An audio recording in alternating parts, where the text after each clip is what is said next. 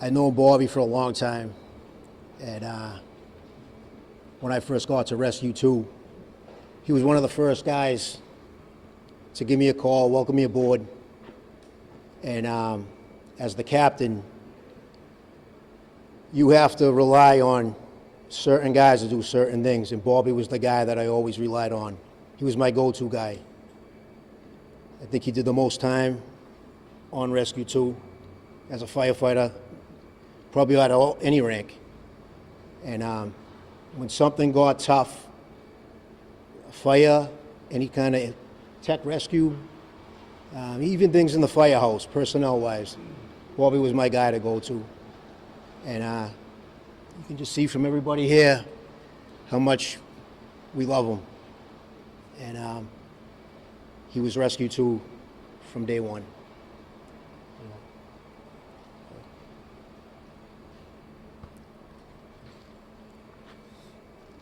How you doing? You guys bring it in over there. Get in here.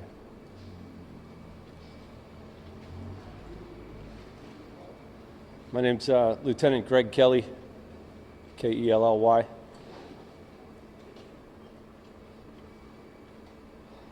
I had the privilege and honor to work with BK and be his lieutenant and be on my crew. You guys get over here too, please. BK was the quintessential rescue man. He was never a ladderman. He was never an engineman. He was always a rescue man.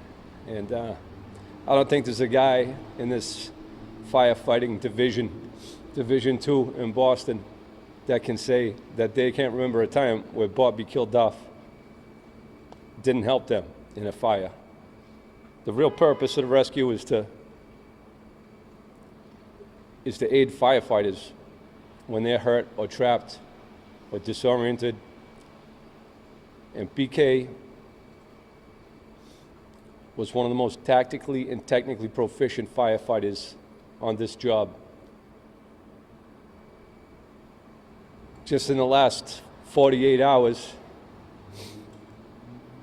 prior to this fire, he was involved in rescuing a girl who was trying to jump off of a building over by Fenway. The morning before the fire, he was involved in a rescue of a homeless man who was trapped in a confined space in an MBTA yard. But every firefighter in this division has a story about BK helping them. And a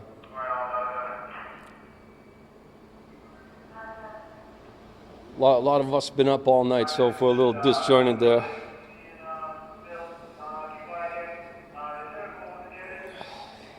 We were talking about a few days ago, before he got hurt or anything like that, on the rescue we're always thinking about firemen getting trapped or hurt or lost or anything and having to go get them, and we're coming up with creative ways to solve that type of problem. But a couple of us were talking, Joe Lee and Bobby Botari, a couple of our other guys, about the amount of time that BK had spent on Rescue 2. Because of that amount of time, he's probably been to more fires than any firefighter currently employed by the Boston Fire Department, and probably in this region. He was the heart of this firehouse. He was going to be missed sorely. He is irreplaceable. We outlined his shoes, where he left his shoes to get on the rig the other night for the fire. And Frank, one of our retired Rescue 2 members, he said, we got to write "too big to fill" on there. And I think we all feel that sentiment. BK was also, every guy throughout the PFFM knew BK. He wasn't just a Boston firefighter, everybody around. Guys in the International Association knew BK very well. He was always involved in everything, helping firefighters. His dad died of occupational cancer. He made these shirts with our pal Billy and his badge number, who just died 2 months ago from occupational cancer, Billy Carey. And I'll just say he's irreplaceable. He volunteered with the Gary Sinise Foundation. He was a key guy for that organization. Gary Sinise already put something out about him. He was a big supporter of Massachusetts Fallen Heroes. And this year is Memorial Day weekend. BK was a Marine and a Jake. And we just ask that you remember on this Memorial Day weekend, you remember BK, you remember our crew here on Rescue 2, and you remember all the Boston firefighters that, you know, anything, anytime, any place, if someone in Boston's in trouble, we're coming for them. And I'll just leave with the one aspect that uplifts me is what a great friend and great family man he was. But I can say for sure, BK was exactly where he wanted to be at the time death called. He was being a Jake. He was in the building, he was on the fire floor, and he was taking charge. And we love him, we miss him, and God bless him, God bless his family, and God bless all these guys behind me. I'm gonna introduce my senior man right here, who worked with BK longer than any of us, Victor Gabor. Good afternoon, everyone. My name is Victor Gabor, Gaybor. There's so many things I can say about BK. It's true, we've worked together for over 14 years. We were like a dynamic duo, or so we thought anyways. But it wasn't me, it was all him. It's true, he was a Jake's Jake. He, hard charger, he was the man. We went to him, and he did what he could for all of us. He will be sorely missed. Not only here, but with his family, his team. He was a coach, an unbelievable father. There's much that we could all learn from him. Again, he was an exceptional firefighter. As my lieutenant said, when the going got tough, that was the guy that we wanted.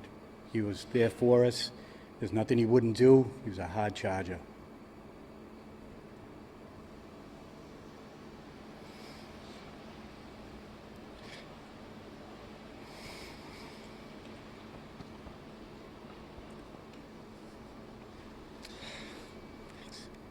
He will be missed. Thank you.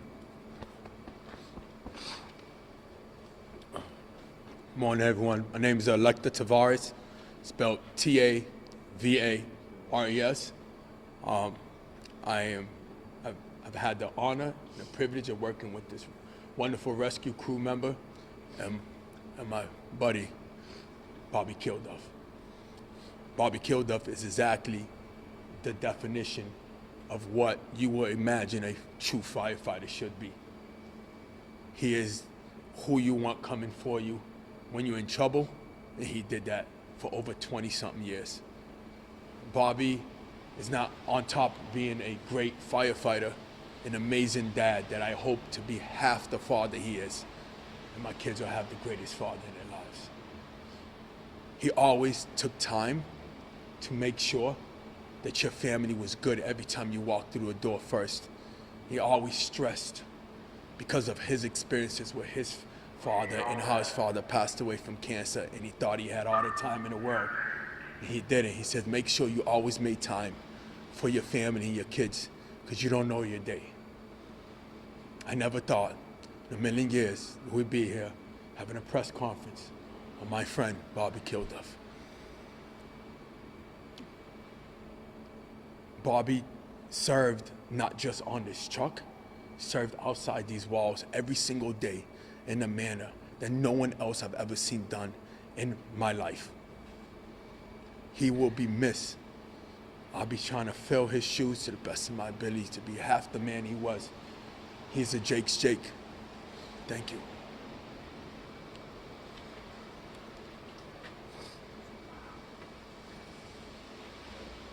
Anybody else want to share a story? Hello, everyone.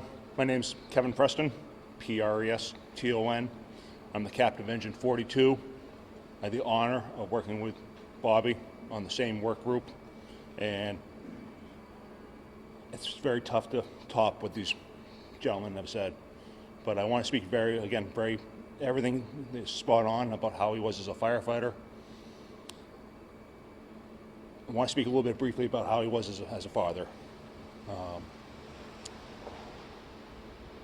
He prioritized so much the importance of being a dad. He loved his kids so much, and he was that example that, as Elector just stated, that all of us as firefighters and fathers and parents, we strive to be. And he was able, doing this job is tough, and he was able to keep that dichotomy of balancing work while still prioritizing his children and his family, which is sometimes it's not easy to do. But we love him, we miss him. Please keep his family, these men and women, in your prayers. And as we approach Memorial Day weekend, just remember them. Thank you.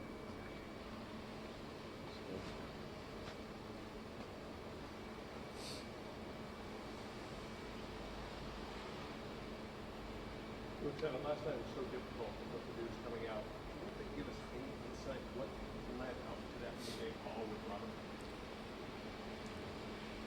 They're going to have an investigation about that. They're looking into all the aspects. I think it would be irresponsible to put information out that hasn't been fully vetted. I'll just say that when the Mayday came in,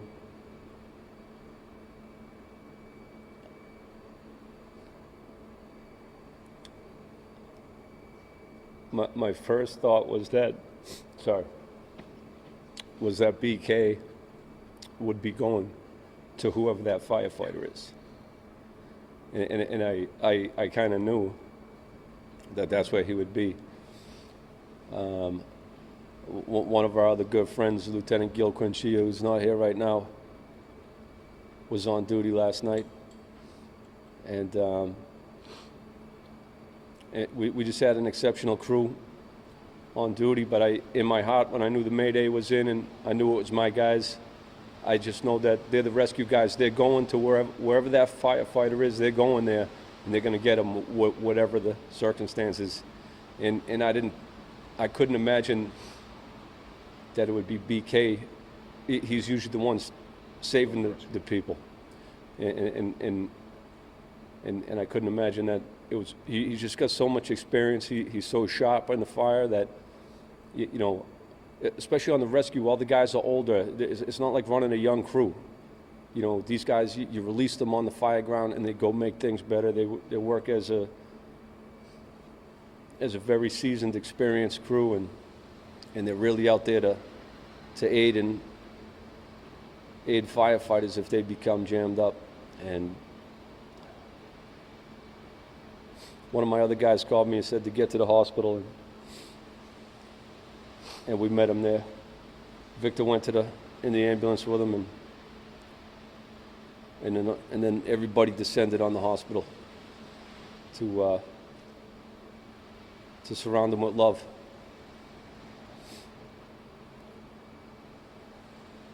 But as far as the fire itself, we'll leave that to get the whole investigation team doing what they have to do. I'll leave it to them to talk about that. What other questions do you have? Obviously, you see a lot of guys here coming out. Can you just speak to the brotherhood of the firefighters here in town and just how you guys are able to really come together to support one another through this? Yeah, this is difficult every time. Those of us that have been around a little bit, unfortunately, have some experience with it. Additionally, I'll say I think most of our guys are veterans, and a lot of them are combat veterans with that. So there's more experience with this type of trauma than you'd expect. With that said, it's just devastating, but it is the brotherhood that comes together. And we're just going to have to hold each other up as we get through this difficult time, and then even after it.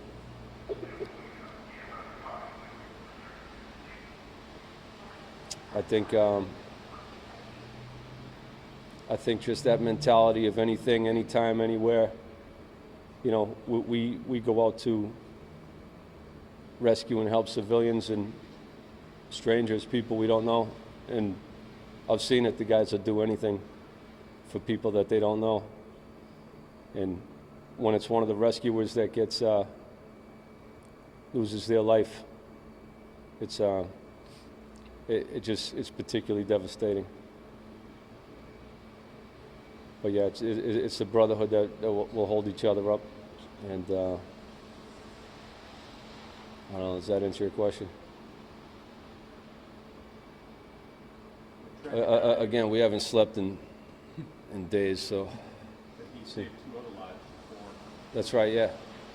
And he has a bunch of times. He's been involved in so many critical incidents, and whether it's assisting other firefighters or executing some of these complex technical rescues, you know, the real mission of the rescue is to perform any specialized rescue that might be directed by the incident commander. So the guys just train in every kind of weird scenario that they can make up, and we try to look at different problems. And I got a little distracted there, but what else you got? This quite a guy also just from a friendship and father. Yeah,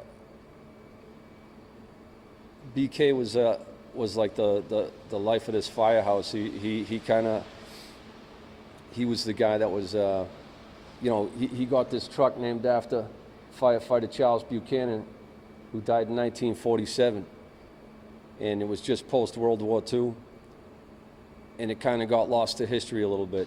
And he was like the company historian. He was able to, he was the one that researched that and said, hey, this guy has to. He winds up flying their whole family in. They did a whole deal here at the firehouse with, they were elderly, of course, at this point. I think it was his the deceased firefighter's granddaughter that wound up basically being the family member honored when we did that.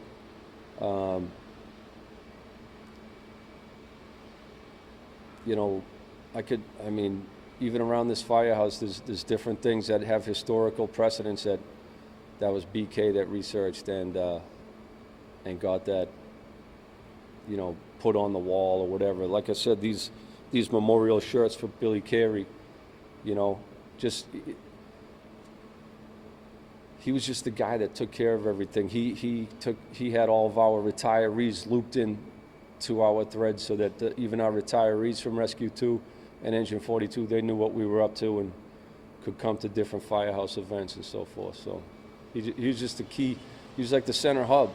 And because he was on the rescue the longest, I'd even say, like, you know, most of us spent a lot of time on other companies before we got here. And it's almost like Rescue 2 was BK's company. We were all just passing through here for a period with him. And, I mean, BK is Rescue 2, you know?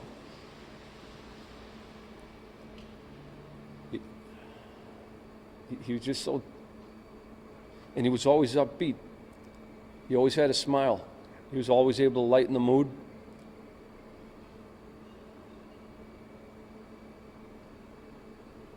He's just irreplaceable. His shoes are too big to fill, like Frank said. You know? What else? All right. Thank you all. Thanks.